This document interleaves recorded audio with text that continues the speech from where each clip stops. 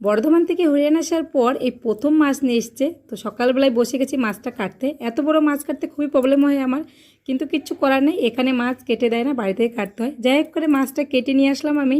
আর মাছটায় প্রচুর ডিম হয়েছে। এই রুই মাছের ডিম হলে কিন্তু খেতে খুব একটা স্বাদ লাগে না।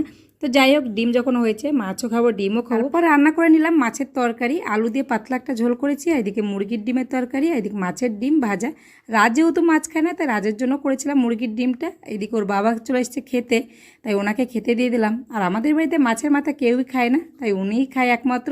তো ওনাকে মাছের মাথাটা দিয়ে দিলাম, ওনাকে খেতে দিয়ে তারপর বসে গেলাম আম্মু খেতে। আর প্রচুর গরম পড়েছে, এই গরমে কোনো কিছু খেতে ভালোও লাগছে না, তাই সব কিছু হালকা হালকা রান্না করেছি, অল্প কিছু। যাই হোক, দুপুরের খাওয়া দাওয়ার পরে এখানে দেখো চড়ুই পাখি বাসা করেছিল আমাদের এখানে। তো যখন চড়ুই পাখি এখানে এসেছিলো বাসা করার জন্য জায়গা খুঁজছিল, তো আমরাই ওখানে ওই ডিব্বাটা রেখে দিয়েছিলাম। তারপরে ওখানে ও ডিম পেড়ে বাচ্চা দিয়েছিল।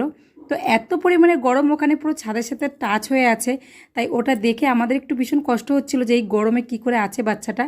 তাই ওর বাবা এইদিকে আর একটা ডিব্বা দিচ্ছে যাতে একটু গরমটা কম লাগে। ওটা যেহেতু ছাদের সাথে টাচ, তাই জন্য একটু গরমটা বেশি লাগবে, ওই জন্য এই ডিব্বাটা একটু নিচে করে দিচ্ছে। তো বাচ্চাটা আমরা পেরে নিয়ে এসেছি, ওখানে ডিব্বাটা লাগানো হয়েও গেছে। তো বাচ্চাটাকে এবার ওখানে রেখে দেবো। তো দেখো ওর বাবা ওখানে রেখে দিল, আর দেখো ওর সাথে সাথে কিন্তু ওর মাও চলে এসছে এখানে। যেখানে বাচ্চা থাকবে সেখানে মা তো অবশ্যই আসবে।